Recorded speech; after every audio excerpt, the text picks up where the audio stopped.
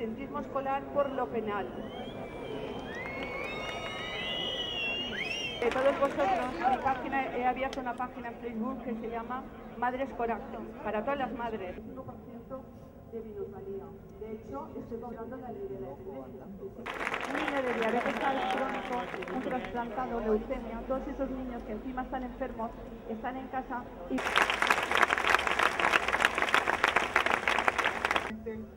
Lo que está haciendo ahora mismo este país, pues sabéis que es un reflejo en la información de todo el mundo.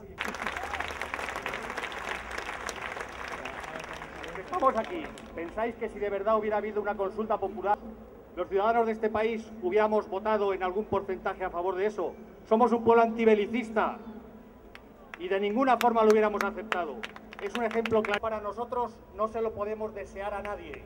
Y yo lo resumo en una propuesta muy clara y que pido por favor que se recoja aquí.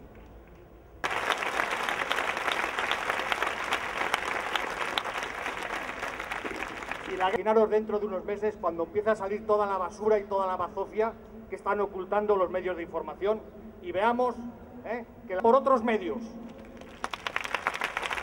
o por los mismos medios, porque se presupone destacar para que veáis hasta qué punto cuando pensamos en global efectivamente lo estamos haciendo correctamente.